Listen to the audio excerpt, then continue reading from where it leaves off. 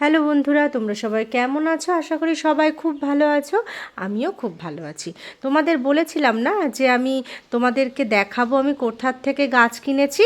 এই দেখো, আজকে সেই ভিডিওটা নিয়ে চলে এলাম। আমরা চলে গেছিলাম গুমাতে।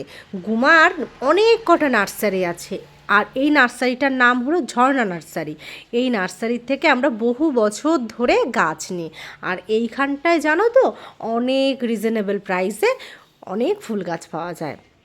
তোমরা দেখো, তোমাদের এত ভালো লাগবে আমি নিজেই জানি, তোমাদের ভীষণ ভালো লাগবে।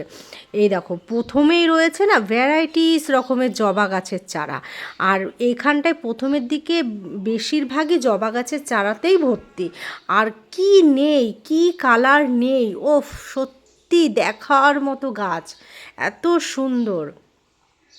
আর এইখানে দেখো, এরা নিজেরাই বানায় টবগুলো, কি সুন্দর ডিজাইন করা টবগুলোও খুব সুন্দর। আর এই যে ছায়ায় যে গাছগুলো আছে না, সেই গাছগুলো সব কিছুই ঘরের মধ্যে যে গাছ থাকে সেই গাছ, যেমন মানি প্লান্টস বলো, সমস্ত ধরনের প্লান্টস যেগুলো ঘরের মধ্যে রাখা হয় সেইগুলো এই ছায়াতে রয়েছে। তোমরা দেখেই বুঝতে পারছো। আর এবার বাইরের দিকটা তোমাদেরকে দেখাবো। যারা গাছ পাগল আমি জানি, তোমরা ভিডিওটা দেখছো আর তোমাদের ভীষণ ভালো লাগছে। আর এইখানটায় সমস্ত রকমের চারা আছে, কি গাছ নেই বলো, সব গাছ আছে। এখানে তো কাগজি ফুল রয়েছে, কাগজি ফুল অনেক রকম কালার। আমি তো শুধু পিঙ্ক কালারই জানতাম, এখানে এসে দেখি ওরে বাপ রে বাপ, এতগুলো কালার হয়! এখানে না আসলে সত্যিই জানতে পারতাম না।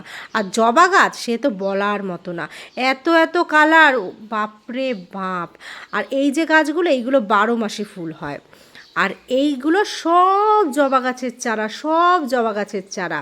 আরও কিছু কিছু ফুল গাছ আছে, কিন্তু সেইগুলো চিনি, বাট নাম জানি না। এই যে এই গাছগুলোও চিনি, নাম জানি না। এই যে ফুলে খুব সুন্দর গন্ধ হয়, অনেক ফুল হয়। এই গাছটাও আমার বাড়ি আছে, কিন্তু আমার মনে নেই ঠিক এই সময়ে গাছটার নাম কি, মানে ফুলটার নাম কি।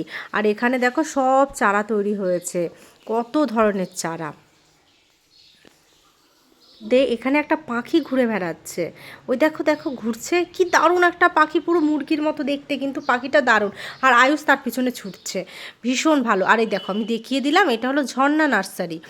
এই নার্সারির এখানে সমস্ত রকমের জিনিস পাওয়া যায়, টব পাওয়া যায়, মাটি পাওয়া যায়। আমাদের এখানে তো এখন মাটি পাওয়াই যায় না, তার জন্য এখান থেকে আমরা মাটি কিনে নিয়েছি।